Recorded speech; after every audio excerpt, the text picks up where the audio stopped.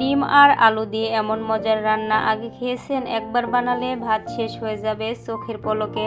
Hello everyone, আসসালামু আলাইকুম, welcome back to my channel. আজকে আমি ডিম আর আলু দিয়ে এমন একটি মজার ও ইউনিক রান্না করব, যা একবার খেলে বারবার খেতে ইচ্ছে করবে। খুব সাধারণ কিছু উপকরণ দিয়ে তৈরি হবে এই অসাধারণ ডিম আলুর রান্না। ঝামেলা কম, রান্নাও খুব সহজ, কিন্তু স্বাদ হবে একদম জমজমাট। দুপুরের লাঞ্চে গরম গরম ভাতের সঙ্গে এই ডিম আলুর তরকারি পরিবেশন করলে ভাত যে কখন শেষ হয়ে যাবে বুঝতেই পারবেন না। তবে চলুন দেরি না করে মূল রেসিপিটি শুরু করা যাক।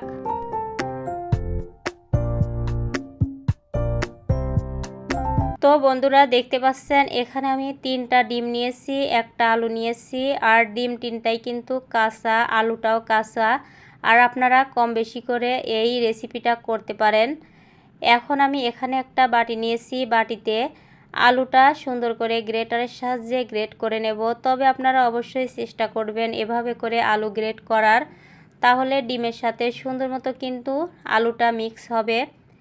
তবে প্রিয় বন্ধুরা, আমার চ্যানেলে কিন্তু প্রতিদিনই একটা একটা করে সহজ সহজ সুস্বাদু রেসিপি আপলোড হয়। রেসিপিগুলো দেখার জন্য অবশ্যই চ্যানেলটি সাবস্ক্রাইব করে পাশে থাকা বেল আইকনটি অন করে রাখতে হবে, তাহলে যখনই ভিডিওগুলো আপলোড হবে নোটিফিকেশন যাওয়ার সাথে সাথে ভিডিওগুলো সময় করে দেখে নিতে পারেন। এ পর্যায়ে দেখতে পাচ্ছেন আমি আলুটা গ্রেট করে নেওয়ার পরে এক এক করে 3টা ডিমই ভেঙে দিলাম। ডিমগুলো ভেঙে দেওয়ার পরে এখানে আমি বাদ বাকি শুকনা মশলাগুলো দিয়ে দিলাম পরিমাণ মতো পেঁয়াজ কুচি আর কাঁচামরিচ কুচি। এগুলো কিন্তু একদমই কুচি করে নিয়েছি।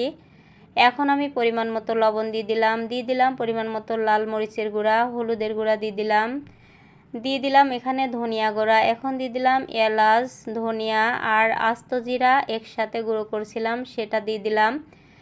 এ পর্যায়ে এখানে আমি অল্প একটু ময়দা দিয়েছি, তবে আপনারা ময়দাটা স্কিপ করতে পারেন। ময়দাটা দেওয়ার পরে কিন্তু অনেকটা ঘন হয়ে গেছে, এই জন্য এখানে আমি অল্প একটু পানি ব্যবহার করব। এই যে পানি দেওয়ার পরে আবারও সুন্দর করে কিন্তু এই বেটারটা বানিয়ে নেব। প্রিয় বন্ধুরা, দেখতে পাচ্ছেন বেটারটা কিন্তু একদমই রেডি হয়ে গেছে। আর অনেকটা সময় নিয়ে বানাতে হবে, যেহেতু আমি ময়দা দিয়েছি। এ পর্যায়ে এখানে আমি একটা স্টিলের ছোট বাটি নিয়েছি, আপনারা যে কোনো সাইজের বাটি নিতে পারেন। এখানে অল্প একটু সয়াবিন তেল মেখে দিলাম, তাহলে ডিমটা আমি ভাপ দেব। ভাপ দেওয়ার পরে কিন্তু ডিমগুলো সুন্দর মতো উঠে আসবে। এই যে দেখতে পাচ্ছেন ডিম দিয়ে দেওয়া হয়ে গেছে, একদম বাটির থেকে ভালো করে দিয়ে দিচ্ছি। এ পর্যায়ে এভাবে করে চামচ দিয়ে আবারও নাড়াচাড়া করে দিলাম, তাহলে ভিতরে কোনো ফাঁকা থাকবে না। ডিমটা কিন্তু একদম রেডি হয়ে গেছে। চুলার উপর আমি আগে থেকে একটা কড়াই বসিয়ে দিয়ে পানি দিয়ে একটা স্ট্যানার দিয়েছি। দেখতে পাচ্ছেন পানিটা ফুটে গেছে। এখন আমি ডিমের প্লেটটা দিয়ে একটা ঢাকনা দিয়ে ঢেকে দিলাম 15 মিনিটের মতো। তবে সবারই সময়টা কম বেশি লেগে যেতে পারে। 15 মিনিট পর দেখতে পাচ্ছেন প্রিয় বন্ধুরা, ডিমটা কিন্তু একদমই রেডি হয়ে গেছে। আপনাদেরকে একটা কাঠি দিয়ে দেখে দিলাম ডিমের ভিতর কোনো রকম সমস্যা হয় নাই, একদমই কিন্তু পারফেক্ট হয়েছে। এই যে দেখতে পাচ্ছেন, আপনাদেরকে ঠান্ডা করে নামিয়ে দেখাচ্ছি আর কতটা সুন্দর মতো সেট হয়েছে। এখন আমি একটা চাকু নিয়ে চারদিকে সুন্দর করে এভাবে করে উঠে দিয়ে ডিমটা উঠে নেব। আর এই যে দেখতে পাচ্ছেন আমার মতো করে আমি পিস পিস করে নেব। আপনাদের মতো আপনারা যে কোনো সাইজের পিস করে নিতে পারেন। তবে প্রিয় বন্ধুরা, আমার ভিডিওটি দেখতে দেখতে এ পর্যায়ে এসেও ছোট্ট একটা লাইক দিতে যারা ভুলে গেছেন, প্লিজ প্রিয় বন্ধুরা ছোট্ট একটা লাইক দিয়ে ভিডিওটা প্রথম থেকে শেষ পর্যন্ত ফুল কন্টিনিউ করে দিবেন। তা না হলে বুঝতে পারবেন না কিভাবে রেসিপিটা করলাম। এই যে দেখতে পাচ্ছেন প্রিয় বন্ধুরা, ডিমগুলো উঠে নিয়েছি আর কত মোটা মোটা পিস হয়েছে আপনারা দেখেই বুঝতে পারছেন মাশাআল্লাহ। আর কতটা টেস্টি হয়েছিল ডিম রান্না। আপনারা যদি একবার বাসায় ট্রাই না করেন বিশ্বাসই করতে পারবেন না এই ডিম রান্নার রেসিপি কেমন হয়। এখন আমি রান্না করার জন্য চুলার উপর চলে এসেছি, একটা কড়াই বসিয়ে দিয়ে দিলাম পরিমাণ মতো সয়াবিন তেল। এখন অল্প একটু লবণ দিয়ে দিলাম অল্প একটু হলুদের গুঁড়া। এখন আমি সুন্দর করে নাড়াচাড়া করে ডিমগুলো ভেজে নেব। যেহেতু ভাপ দেওয়া ডিম, রান্না করলে কিন্তু ভালো লাগবে না, এভাবে করে অবশ্যই ভেজে নিতে হবে। এই যে দেখতে পাচ্ছেন ডিমের পিস কিন্তু 4 পিস আমি দিয়ে দেব, তারপরে আবারও দিয়ে ভেজে নেব।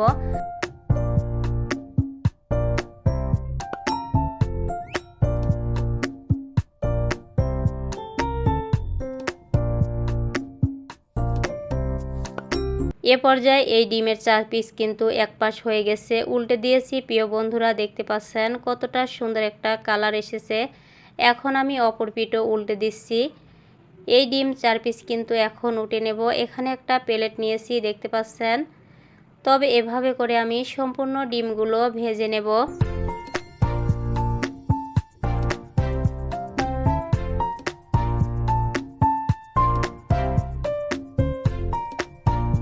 এই যে দেখুন আবারও আমি 5 পিস ডিম দিয়েছি। এই ডিমটাও কিন্তু এক পাশ হয়ে গেছে। এই ডিমটাও আমি উল্টে নিচ্ছি প্রিয় বন্ধুরা।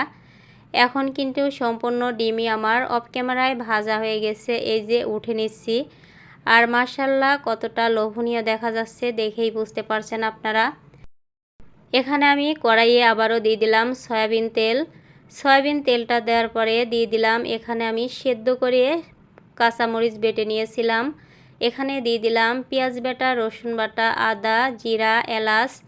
এখন আমি সুন্দর মতো কয়েক মিনিট নাড়াচাড়া করে নেব, তাহলে কিন্তু আদা রসুনের গন্ধটা চলে যাবে। তারপরে আমি বাদবাকি শুকনো মশলাগুলো দিয়ে দেবো প্রিয় বন্ধুরা। তার আগে এখানে আমি একটা তেজপাতা দিয়ে দিলাম। তেজপাতাটা দেওয়ার পরে 2 থেকে 3 মিনিটের মতো নাড়াচাড়া করে দিয়ে দিলাম পরিমাণ মতো লবণ, হলুদের গুঁড়া দিয়ে দিলাম।